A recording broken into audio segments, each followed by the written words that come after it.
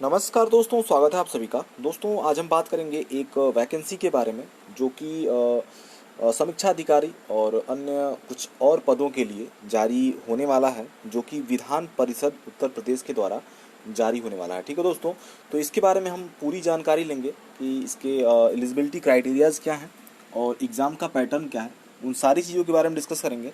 तो वीडियो शुरू करने से पहले आप सभी से एक रिक्वेस्ट करना चाहेंगे कि जो लोग भी चैनल पर नए हैं, कृपया चैनल को सब्सक्राइब जरूर कर लें। तो हम बात करते हैं विधान परिषद उत्तर प्रदेश की, जहां से आपको एक नई वैकेंसी देखने को मिल रही है। ठीक है, ये विधान परिषद उत्तर प्रदेश की वेबसाइट है, आप देख सकते हैं ऊपर www.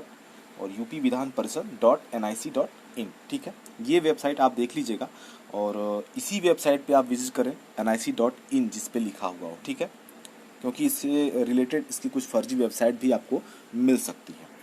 तो हम बात करेंगे इसके रिक्रूटमेंट के बारे में कि किस किस पदों पर भर्तियां आई हैं।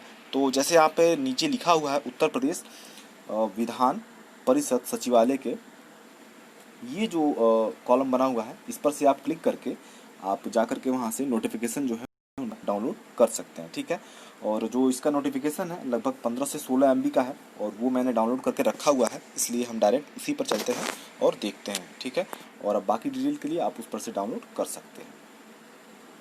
तो आप देख सकते हैं यहाँ पर डेट भी मेंशन है, 17 सितंबर 2020 को ये नोटिफिकेशन जारी हुआ है और इसमें डेट दिए हुए हैं कि ऑनलाइन प्रवेश प्रारंभ होने की तिथि क्या है और अंतिम तिथि क्या है। ठीक है, तो 18 सितंबर 2020 से ये प्रारंभ हो जाएगा और 12 अक्टूबर 2020 तक ये जारी रहेगा। ठीक है, तो और सारी चीज़ें इसमें ऑनलाइन ही करनी है और ऑनलाइन इसका फॉर्म भरना है और बाकी जो चीज़ें हैं आप इसको डाउनलोड करके पढ़ लीजिएगा। लेकिन मेन जो बाकी चीज़ें हैं मैं उस पर डिस्कस कर दे रहा हूँ आपसे कि क्या क्या चीज़ें हैं इसमें। तो सबसे पहले देख लेते हैं इसमें कि जो भर्ती आई है वो उसका फॉर्म जो है वो कितने में भरा जा रहा है, इसका यानी कि फॉर्म का फीस क्या है। तो आप देख सकते हैं यहाँ पर लिखा हुआ है सामान्य यानी कि अनारक्षित, अन्य पिछड़ा वर्ग, अनुसूचित जाति और अनुसूचित जनजाति और आर्थिक रूप से कमजोर वर्ग, सबके लिए जो है फीस आप देख रहे हैं यहाँ लिखा हुआ है 1050 और अनुसूचित जाति और जनजाति के लिए 800 फीस रखी गई है। ठीक है, बाकी इसमें दिव्यांगजन के लिए काफ़ी फ़ायदा दिया गया है, जो कि सिर्फ और सिर्फ 50 रुपये इसकी फ़ीस रखी गई है और स्वतंत्रता सेनानी के लिए भी कोई छूट नहीं है, जिस वर्ग में आप आते हैं उसका आपको फ़ीस पेमेंट करना होगा। ठीक है, तो ये हो गई फ़ीस की बात कि आपको फ़ीस कितनी लगनी है इसमें। बाकी इसमें पदों के कौन कौन से नाम हैं, यानी कि किन किन पदों पे भर्ती निकली हुई है, उनके बारे में भी जानकारी देख लेते हैं यहाँ पे।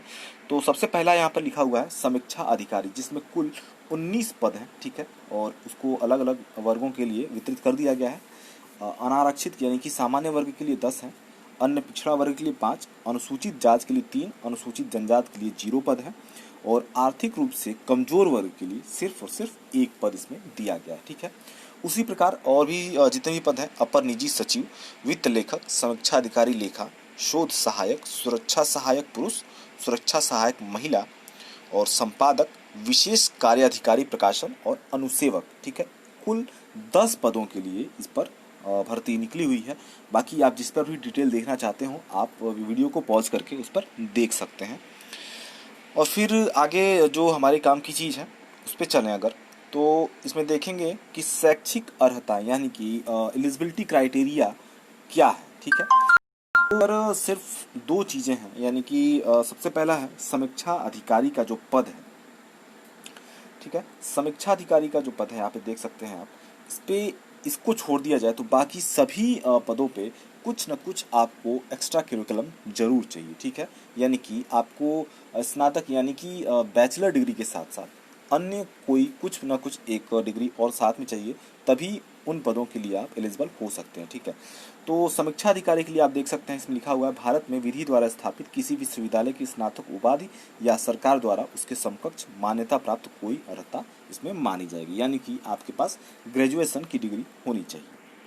ठीक है, और इसी में साथ ही देख सकते हैं वित्त लेखक, समीक्षा अधिकारी, अपर निजी सचिव। ठीक है, तो ये सारी चीज़ें हैं। अपर निजी सचिव का जो है ये भी कुछ खास इसमें बदलाव नहीं है। इसमें देख सकते हैं आप, इसमें भी सिर्फ स्नातक की डिग्री जो है ये मांगी गई है और साथ ही साथ इसमें टंकड़ टाइपिंग की बात की गई है, जिसमें हिंदी और इंग्लिश दोनों इसमें माना गया है कि हिंदी टंकड़ में न्यूनतम 80 शब्द प्रति मिनट और 25 शब्द प्रति मिनट की उसमें गति होनी चाहिए। और इसके बाद अगर देखें तो समीक्षा अधिकारी लेखा है, जिसमें आपको अकाउंटेंट का एक डिग्री होना चाहिए, तभी आप इसमें एलिजिबल होंगे। और साथ ही साथ अन्य सभी को देख सकते हैं। सुरक्षा सहायक जो हैं पुरुष और महिला, उन सभी में कुछ फिजिकल एलिजिबिलिटी भी चाहिए, जो यहाँ पर लिखा हुआ है, आप उसको आसानी से पढ़ सकते हैं। ठीक है, ये कुल 10 पदों पे हो गई। और उसके बाद हम चलेंगे कि वेतनमान क्या है। तो आप इनमें देख सकते हैं, लाइन से सब में लिखा हुआ है। तो सबसे ज़्यादा जो है वो विशेष कार्याधिकारी प्रकाशन का वेतन इसमें रखा गया है, 78,800 से 2,09,200 तक का। ठीक है, और इसमें आप देख सकते हैं यहाँ समीक्षा अधिकारी का भी है, जिसमें 47,600 से 1,51,100 तक इनका रखा गया है। और बाकी सभी के जिसमें अभी आप इंटरेस्टेड हो या जिससे रिलेटेड आपके पास डिग्री हो, उन सभी के बारे में आप देख सकते हैं, सारी चीज़ें लिखी हुई हैं।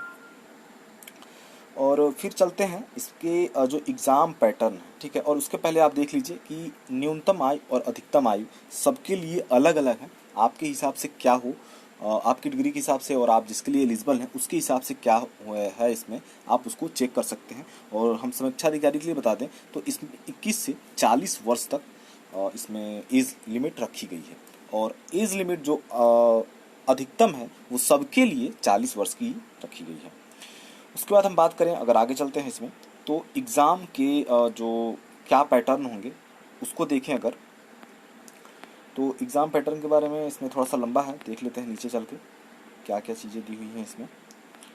आप देख सकते हैं पूरा, और PDF भी इसका डाउनलोड कर सकते हैं वेबसाइट पे जा कर के, ताकि आप सारी चीज़ें इसमें से देख सकें और इसको समझ सकें, उस हिसाब से आप फॉर्म भर सकते हैं। ठीक है, तो हम देख सकते हैं यहाँ पर जो पैटर्न एग्ज़ाम का है, तो सबसे पहले इसमें लिखा हुआ है, आप देख सकते हैं, आप प्रारंभिक परीक्षा हेतु योजना एवं पाठ्यक्रम अनुसेवक के पद को छोड़ करके इसमें दिया गया है कि जो प्रारंभिक परीक्षा होगी उसमें सामान्य अध्ययन और सामान्य हिंदी, ये 2 पेपर होंगे, जिसमें कुल 50-50 प्रश्न पूछे जाएंगे और 50-50 पूर्णांक, यानी कि कुल 120 मिनट का पेपर होगा। कुल 100 प्रश्नों का 100 पूर्णांक होंगे। ठीक है, और इसके जो पाठ्यक्रम है, यानी कि सिलेबस जो है इसका, आप इस पे लिखा हुआ है सामान्य अध्ययन के लिए सामान्य विज्ञान, भारत का इतिहास, भारतीय राष्ट्रीय आंदोलन, भारतीय राजतंत्र, अर्थव्यवस्था एवं संस्कृति। संस्कृत लिखा हुआ है, वो संस्कृत नहीं है, संस्कृति है, ध्यान दीजिएगा। उसके बाद है भारतीय कृषि, वाणिज्य एवं संख्या, पर्यावरण एवं नगरीकरण, विश्व भूगोल, अद्यतन, राष्ट्रीय एवं अंतर्राष्ट्रीय महत्व, घटनाचक्र और सामान्य बौद्धिक क्षमता। ठीक है, ये चीज़ें दी हुई हैं।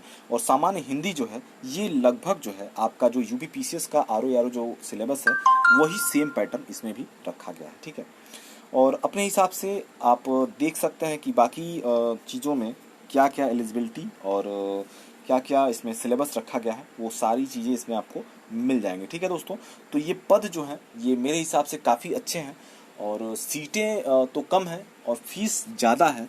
इसलिए जो भी सक्षम हो और जिन्हें भी लगता है कि हाँ हमारी तैयारी बढ़िया है, हम निकाल सकते हैं इसको, उन लोगों को ज़रूर ये फॉर्म भरना चाहिए। ठीक है, सिर्फ फीस को देख करके आपको पीछे नहीं हटना चाहिए। ठीक है दोस्तों, तो एक अहम जानकारी थी जो आपसे शेयर किया हमने। फिर मिलते हैं अगले वीडियो में, तब तक के लिए धन्यवाद।